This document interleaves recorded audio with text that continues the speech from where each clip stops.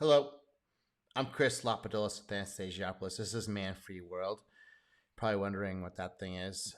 I bought it on eBay and I can't seem to be able to turn it off. So we're just going to have to deal with it.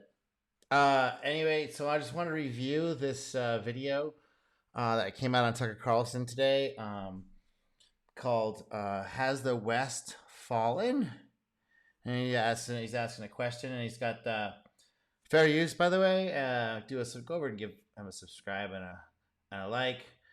Fair use. And he's interviewing Bret Weinstein here, and Bret's been like throughout the Roni Roan. He was giving out the real deal Holyfield information, and he got pretty shocked about the things he was finding, and he was still having issues for a while trying to like figure out if this is actually a real thing he's discovered. This cabal, I don't know what you want to call it, a group of people who definitely have a plan involved.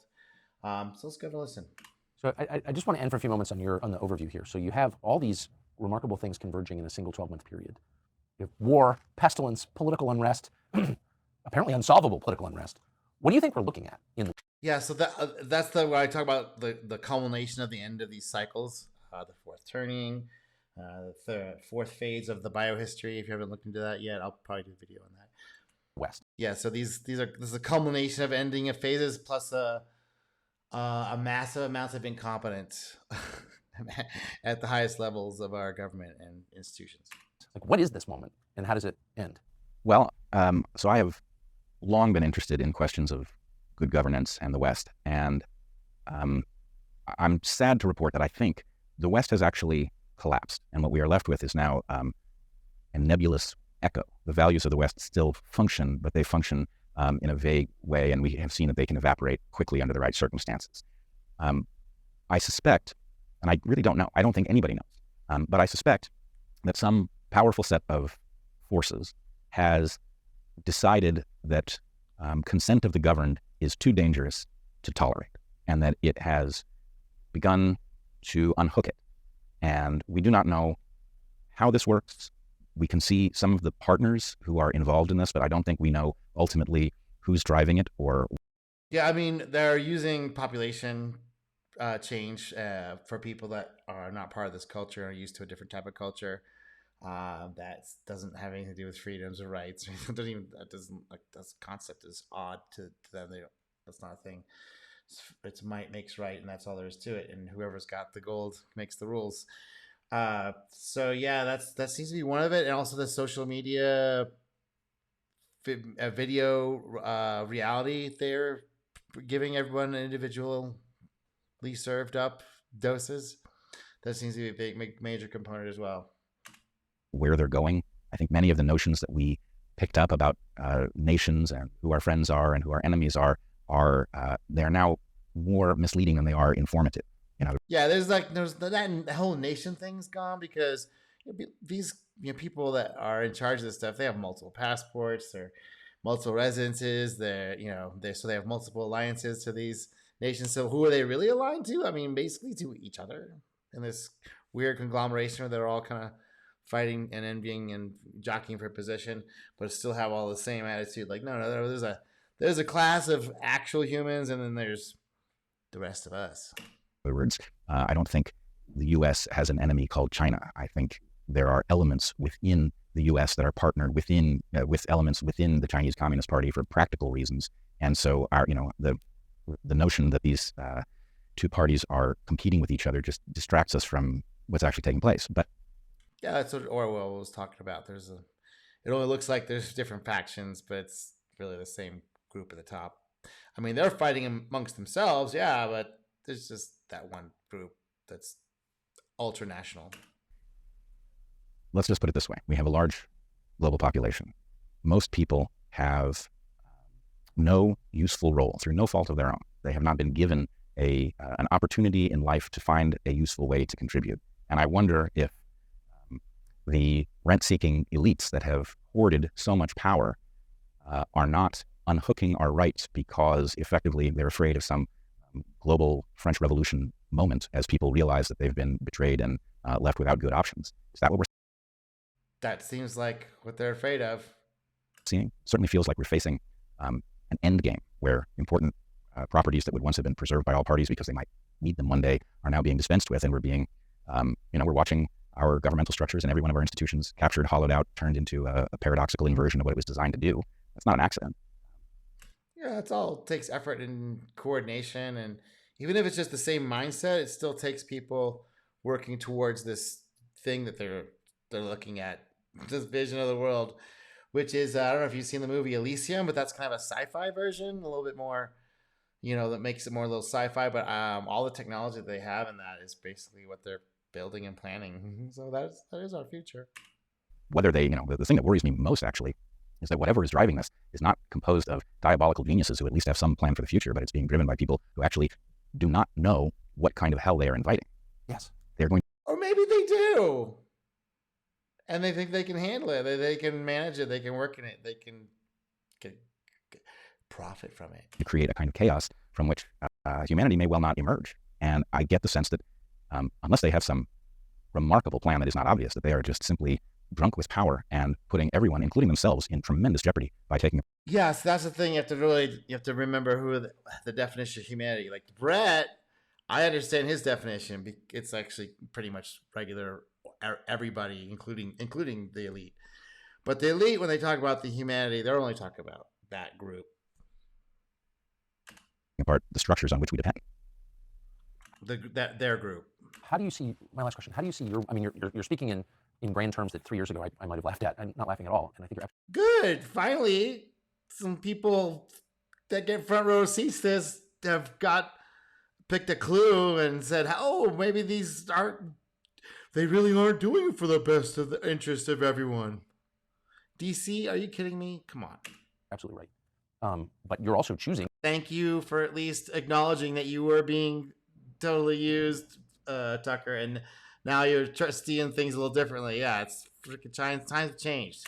In grand terms that 3 years ago I might have laughed at. I'm not laughing at all. And I think you're absolutely right. But you're also choosing, as a 50-ish year old man, to say this stuff out loud and to pursue the truth as you find it, and then to talk about it. Like, so why did you decide to do that? And how do you think that ends? Well, we are all the products of whatever developmental environment produced us. And as I've said on multiple topics where my family has found itself in very uncomfortable and sometimes dangerous circumstances because we speak out, I don't think I had a choice.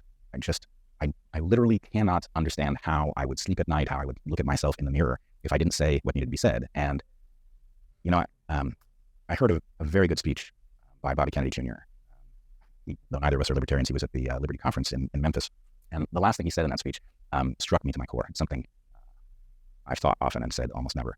But there are fates far worse than death. And I think, for my part, I have lived an incredible life. There's plenty I still want to do, and I am not eager to leave this planet any earlier than I have to. I have a marvelous family. I live in a wonderful. Woo, dark turn, but realistic. If you're planning on staying and riding through this inside the United States, if you don't have the means, try to get the means to at least get a temporary residency in another country. I picked Mexico just because they're going to skip all the stuff that's going to happen in the United States. People still think there's a possibility to fight this, and there's not going to be violence on the way there. Come on, you don't have to live through it. You can skip it. You can come back when the lines are drawn and looks like there's going to be a side. But if you're going to go back, if you're going to stay back there, you're going to fight swarms of AI controlled drones, micro drones, basically self-controlled bullets that will target people individually. Either you're going to deal with that, and if you say EMP in the comment section, I will ban you, and you'll still see the videos, but you're not going to be able to comment anymore because I don't want to hear anything about EMPs. I'm talking about hundreds of millions of these things, and they are going to be enforcing the laws and the rules and dealing with anybody that opposes them. And that's the plan for worldwide. So they're going to roll it out in these other countries. They probably already have rolled these things out. I'm sure they have. And they won't do it in Mexico right away. Eventually they will. So, but if you're going to be in America, you'd be on the full frontal for this is coming to America. Place, and I've got lots of things on my bucket list, but I got lots of things on my bucket list. However, Humanity is depending on everybody who has a position from which to see what is taking place, to grapple with what it might mean, to describe it so that the public understands where their interests are. It is depending on us to do what needs to be done if we're to have a chance of delivering a planet to our children and our grandchildren that is worthy of them. If we're going to deliver a system that allows them to live meaningful, healthy lives, we have to speak up. And I don't know how to get people to do that. I'm very hesitant to urge others to put themselves or their families in danger. And I know that everybody's circumstances are different. Some people are struggling to simply to feed a family and keep a roof over their heads. Those people obviously have a great deal less liberty with respect to standing up and saying what needs to be said. But this is really, it's what we call in game theory a collective action problem. If everybody responds to their personal well-being, if everybody says it's too dangerous to stand up, I'm not suicidal, I can't do it, then not enough people stand up to change the course of history. Whereas if people somehow put aside the obvious danger to their ability to earn and maybe to their lives of saying what needs to be said, then we greatly outnumber those we are pitted against. They are ferociously powerful, but I would also point out this interesting error. So I call the force that we're up against Goliath, just so I remember what the battle is. Goliath made a terrible mistake, and it made it most egregiously during COVID, which is it took all of the competent people, took all of the courageous people, and it shoved them out of the institutions where they were hanging on. And it created, in so doing, the dream team. Created every player you could possibly want on your team to fight some historic battle against a terrible evil. All of those people are now at least somewhat awake. They've now been picked on by the same enemy. And yeah, all right, we're outgunned. It has a tremendous amount of power, but we've got all of the people who know how to think. So I hate to say it, or maybe I like to say it, but I don't think it's a slam dunk, but I like our odds. Yeah, okay. That's true in one sense, Bret. But in another sense, it's kind of a lost cause. Just because people are going to want to go back to these institutions that are failed and cannot be resurrected. It has to collapse. So I agree with Bret that we are going to get back. And we do have the dream team. We do have the best people, the most confident people, but we're going to build something else after this thing's over.